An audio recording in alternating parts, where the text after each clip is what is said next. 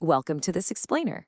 Today, we're diving straight into one of the most intensely studied, memorized, and frankly, debated texts in all of human history, the Al-Quran. We're going to unpack exactly how it came to be, look at its completely unique linguistic anatomy, and explore some of the deep mysteries our sources say are hidden right there within its pages. So let's get into it. Now, right off the bat, you might be wondering about the core paradox we're exploring today. How in the world does a text brought forth in 7th century Arabia, a time and place literally centuries removed from modern technology, contain what our sources claim are striking clues to modern science? And how has it remained perfectly unchanged for over a millennium? It's fascinating, right? How does a single book manage to speak to ancient desert tribes and modern physicists alike? Well, a big piece of that puzzle is found in Surah Al-A'raf, where the revelation is explicitly delivered to an unlettered prophet. This is a massive theological anchor.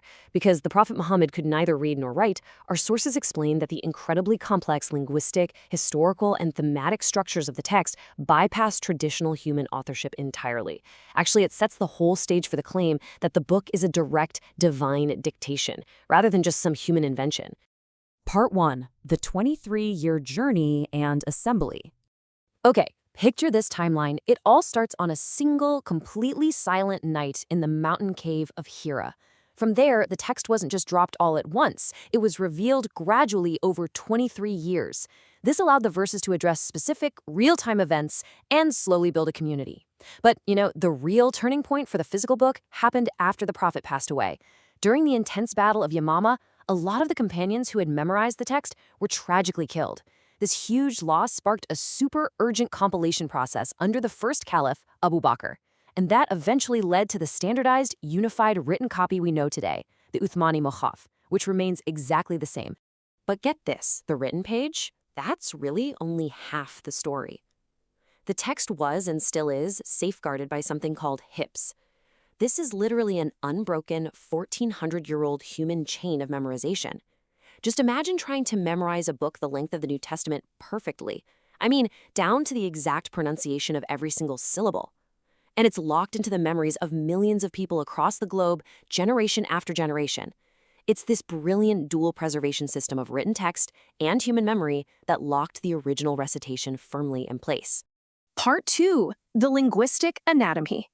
So when we actually look at the opening chapter, Surah Al-Fatiha, we discover that the Arabic language operates on a deeply, almost intensely mathematical and interconnected level. It is completely different from how we just throw sentences together in English. Our sources emphasize that the message is entirely shaped by the complex structure of the chosen language. To really grasp what's going on in the text, you have to understand how meaning and form are just completely, inextricably married together. I love how scholar Charles Legay Eaton puts this. He notes that Arabic words grow from a triliteral root system.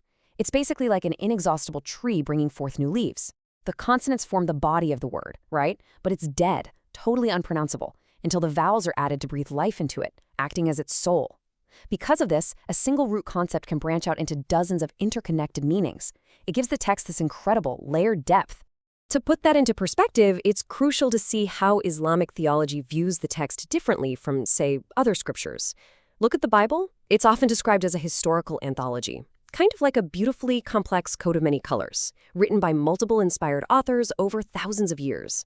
The Quran, on the other hand, is viewed as a single, unalterable fabric. It's considered a direct revelation that bypassed human intelligence entirely. Under that specific theological framework, absolutely nothing can be added, and nothing can be taken away. And the text even categorizes its own anatomy, which is kind of the master key to unlocking how it's read today. Right there in the verses, it splits its contents into two distinct types. First, you have the fundamental verses. These are the super clear foundational laws meant for daily life, justice, and worship. But then, you have the allegorical verses. These are symbolic passages heavily layered with deep, esoteric mysteries. Our sources say these contain truths that are meant to be pondered, not just taken at face value. Part 3. The seen and the unseen. Now, our sources make it very clear that the Quran is not a science textbook, but they also highlight some absolutely astonishing hints at modern discoveries hiding right there in those allegorical verses. For example, the text mentions the expansion of the universe. That's a concept Albert Einstein and modern physicists didn't formalize until the 20th century.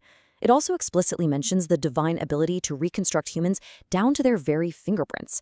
And what's wild about that is the absolute uniqueness of human fingerprints wasn't even scientifically documented by Francis Galton until 1880.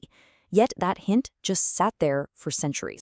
But it doesn't just zoom in on human science. It also speaks directly to what it calls the unseen. It specifically addresses these conscious, hidden beings known as jinn. The word itself comes from an Arabic root literally meaning hidden. And according to the text, we actually share this entire universe with them. They have free will, they can make choices, and there's even a whole chapter dedicated to them listening to the Quran. It's a stark reminder that, from this perspective at least, humans are definitely not the only conscious players on the cosmic board. Part 4. The Esoteric Dimension. Okay, things are going to get incredibly mystical here. Beyond the historical preservation and those scientific hints, there's a deep tradition exploring the hidden alphanumeric magic believed to be woven into the very letters themselves. According to medieval texts like the Shams al-Ma'arif, which is a famous and honestly somewhat controversial Arabic grimoire, the text operates on a completely cosmic level.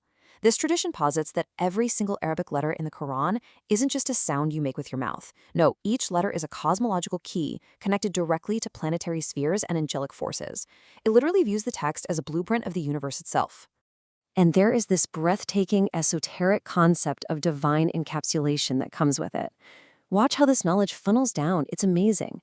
The tradition states that all the secrets of existence are in the Quran. Then all the secrets of the Quran are condensed into its first chapter. Those secrets are further condensed into the opening phrase, the Bismillah. The phrase's secrets are packed into its first letter, the Ba. And finally, all the secrets of that single letter are encapsulated in the microscopic dot of ink right beneath it. It is just a profound way to visualize the entire macrocosm shrinking down into a singular point of divine truth. So what does this all mean? Ultimately, whether you're viewing it through a lens of history or complex linguistics, or even medieval mysticism, the sources all agree on its primary function. One of its actual names is Al-Furqan, meaning the criterion, or the sword of discrimination. It acts as an absolute measure, decisively cutting through all those chaotic gray zones of human experience to clearly separate truth from falsehood. I really want to leave you with this thought to ponder today. When you consider its dual preservation, locked into both physical text and living human memory, along with the sheer depths of its linguistic and scientific mysteries, what other ancient text holds its original form and its mysteries so completely? It's a massive question, and for sure, it's one that continues to challenge historians and theologians all over the world today.